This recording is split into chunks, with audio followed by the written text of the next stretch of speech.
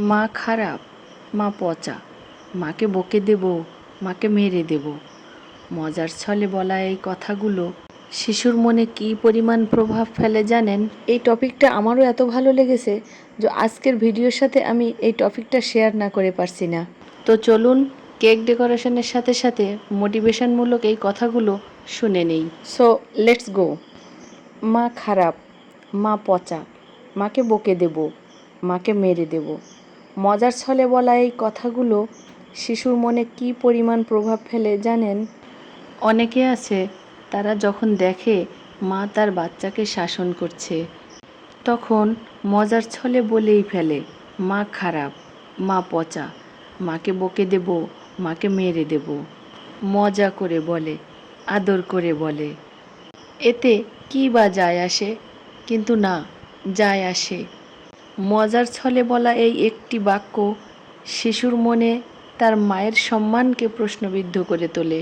শিশু যখন দেখে তার মা তাকে শাসন করছে আর তারই খুব কাছের কেউ, দাদা দাদি, ফুফু খালা তাকে সাপোর্ট করছে, তখন শিশুর মনে একটি কনফিউশন তৈরি হয়।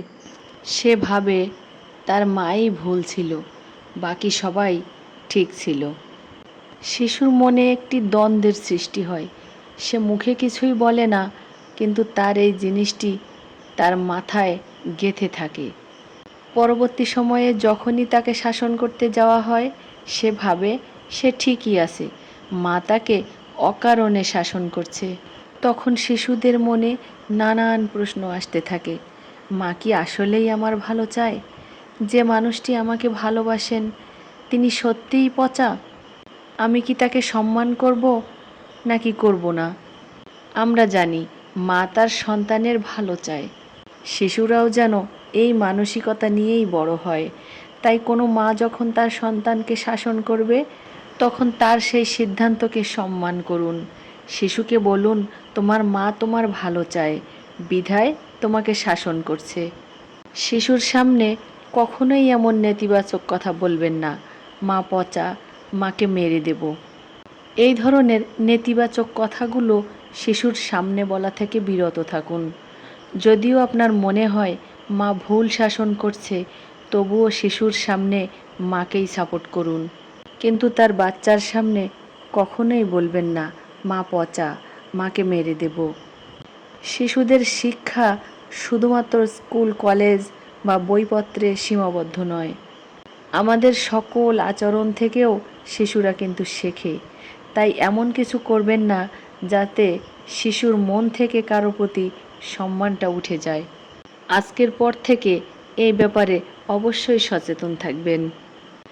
কার কেক ডেকোরেশনের সাথে সাথে এই টপিকটা যদি আপনারও ভালো লাগে তাহলে শেয়ার করে আপনি আপনার প্রিয়জনকে জানিয়ে রাখতে পারেন।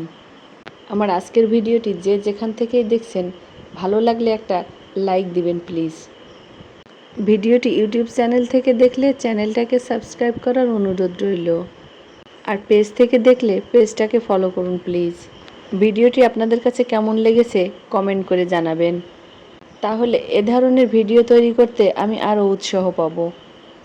আর যারা আমার চ্যানেলটাকে সাবস্ক্রাইব করেছেন, পেজটাকে ফলো করেছেন, তাদেরকে অসংখ্য ধন্যবাদ।